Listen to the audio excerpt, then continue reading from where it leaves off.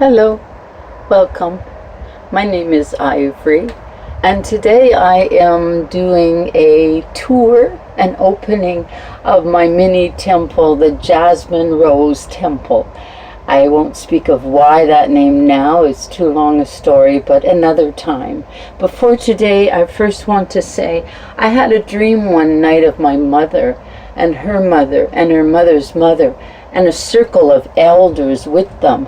And they were using sage to smudge themselves, to center themselves, and offering their prayers up with the sage. And the elder turned to my mother and said, "This is the smoke of your ancestors." And so at each opening, we always bless, remembering that we all come from woman, so we honor our mothers, their mothers, and their mothers' mothers.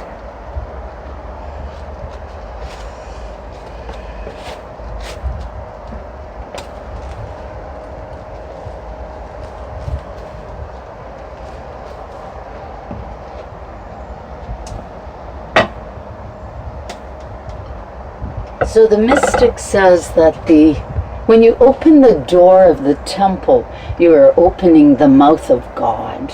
And my beautiful sister Rosalina sent me this Rose Cascade Aura Mist. And so we're going to use that mist to just open the door of this temple, this mouth of God, to enter this mini temple. And it's transparent for a reason. It represents our own inner core, our own inner temple, which is vibrant and transparent and beautiful, So what you will meet in there is the medicine of my journey, both from within and without. And so I'm sharing only what I've been given, and also those that have shared with me. We're always symbiosis and receiving and giving. And so here we go. Begin with Rosalina's. Thank you.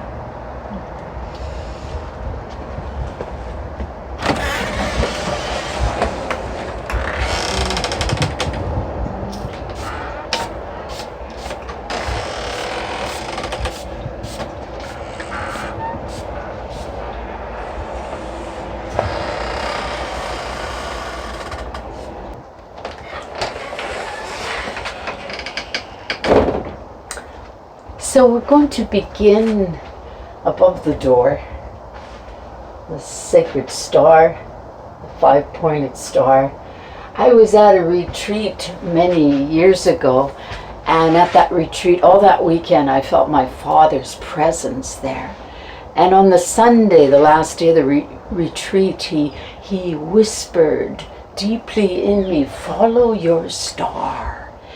And I felt it was a kind of initiation to, the masculine gives us to the world, like the Lion King, So I felt a blessing that day. So this is in honor of my father, but also to follow our own inner star, What makes us bright and alive and feel great, okay?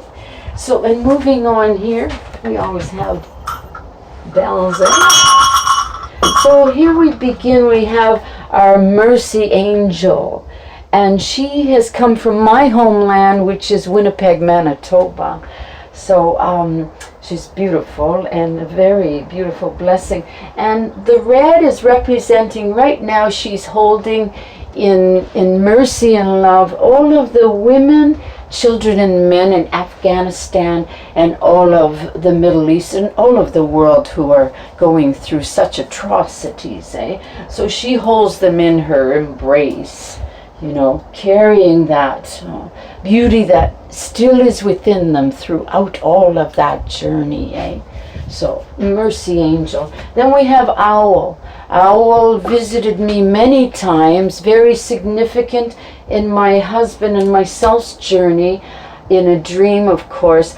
But we'll go into much of those stories in other videos in the future. But just to say, owl medicine is very much about the ancient. It knows the ancient family, and very protective, full of wisdom. So we want to honor that part of ourselves that awakens, Now here above we have this elemental cherubim kind of being that has come here to visit and remain there, to hold the children that have been found in the burial ground. And the feathers were bright orange when we placed her up there, and of course the light is streaming in and making them white, which for me is a sign that those children are being held. So I want to say that about 30 years ago I was doing drum circles at a healing center that I was healing in and part of. And one of the ceremonies, what came to me for days and weeks was, and I could see this blood on the land, and it was the blood of the children, and it just struck me. There is blood on the land, and it is the blood of the children. And so I did a ceremony around all of that, and did another thing on our grounds where we were. And so back then they were speaking, so let us listen and hear that and honor the blood that's been shed that we stand on, so, and carrying on. And then here we come to my ancestral altar. My mother was Métis of Ojibwe descent, and her work, her life, it runs through me like a river in my veins. So it's very natural for me to do ceremony, to be in touch, to very much be in touch with Mother Nature and all of her beings. This is my father, who was a beautiful man. He was a French man. He was a Catholic, but I like to say what he taught me and gave me as a child was kind of like saying, well, pay no attention what's going on up here.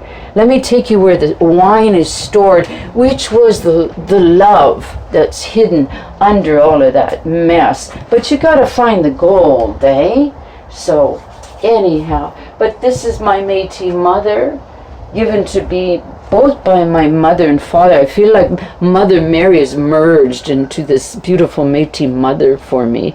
And this great staff, this is my chief staff, is given to me by a lovely flight attendant friend of mine who does work in Africa with the Maasai people, and this is their work. And when I hold this, she said to me, you are chief, so you take charge of your life. Hold that shining light that they've given you, Martine, one of my favorite shamans that I had the privilege of spending 8 days with in New Mexico, spoke about, you don't need the baggage of your ancestors. What we want to do is free ourselves so that what was beautiful about them may shine through us. So this is the way I do that, for my ancestors and their beauty. So I want to point to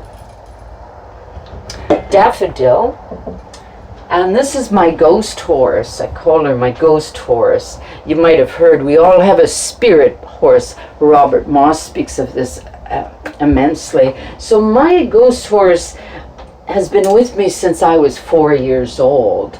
That is a beautiful story in itself that I will slowly unravel and tell in my journeys that I'm looking forward to sharing with you. But this is Daffodil, and she takes me to where I need to go in my life, and now she has, when I dreamt of her, she was black, and so Dandelion is her opposite, masculine, feminine, yin yang, but she was black, and I couldn't quite get it, because when she came, I painted her as light, white. And my sister took me to a horse show, and I think they're Arabian horses. They begin their life, I think it's black and become white, or maybe the other way, but I'm pretty sure it's black and they become white. So anyways, it felt so significant. So of course we honor those who have passed, That's, in naming them and remembering them, they are resurrected, So this was a lovely gift from a neighbor of mine, Debrina. It's a bobcat, and we're still becoming acquainted, her and I. Beautiful, beautiful. So when the COVID came, I created this, you know, as the heart, as in honor of those who were very much in the front lines, as we would say.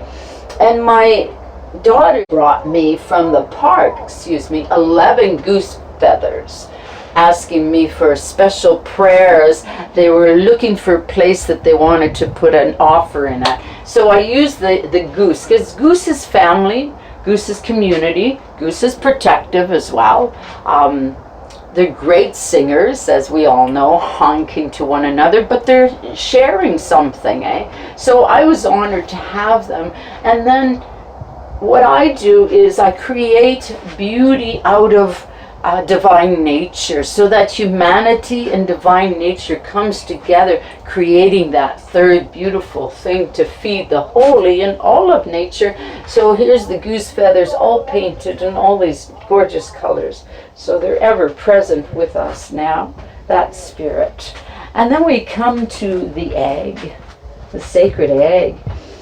This is an egg that another womb sister who was in my womb journey gave me. Mara, she has passed, and her spirit is here now and then, but especially what she gave me, which was an egg.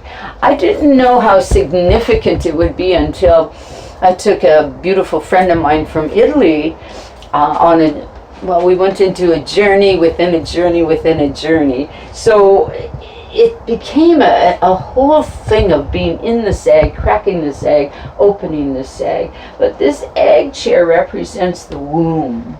And so when we sit in the egg chair, it's healing, you know. It's full of the mother's love and embrace, letting her cradle us in her goodness and love. Many of us have not felt that in our lives. So this chair has been, you know, blessed in the way that it will help one to heal, you know. So beautiful. And then we carry on here to the Sacred Heart. And the story about it is, when I was being ordained in Winnipeg, I had my son's friend paint me the Sacred Heart. Very significant for me, again, from my father line, giving me the mystical side of that tradition of transformative fires in love that we can enter through these symbols. And so anyways, I could go on about that alone in a ceremony, but what I did is I did do a ceremony, and I slit the heart and I entered it, saying I was ever going to dance in these flames now in the fires of this love. It's a beautiful ceremony. I'll do more on it as well. And then we carry on here. We'll go down below. Here we have our music maker, full of color, and these are our little ones, okay? And all of these little ones, little altars. And this is all about not taking life too serious and allowing ourselves to just play, because play is a very holy thing, you know, and it takes all of the gold of our life and makes it into something beautiful that we can just enjoy and bask in. We were all children once, yes, and hurt children, but this is the medicine of our life that we can heal, you know, with and from. And then we have gray wolf, beautiful gray wolf, eagle. Both of those beings, those spirits, being with me. Gray wolf hunted for my soul way back before I can remember, I think, and brought that soul fragmentation back to me. So, you know, gray wolf to me is a great medicine in our lives, you know, to allow that to be an eagle who gives us wings to soar and eyes to see, you know. We'll do some beautiful ceremonies around these beings. And then these beautiful cards here, called Flowers for Ivry, are from my love.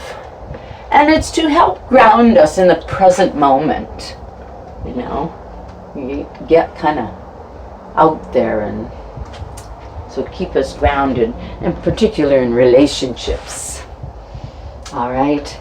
And so then we come back to the blessed star of our life, you know, and my prayers that we stand in our own temple. For me, in my inner temple, I create beauty with the divine.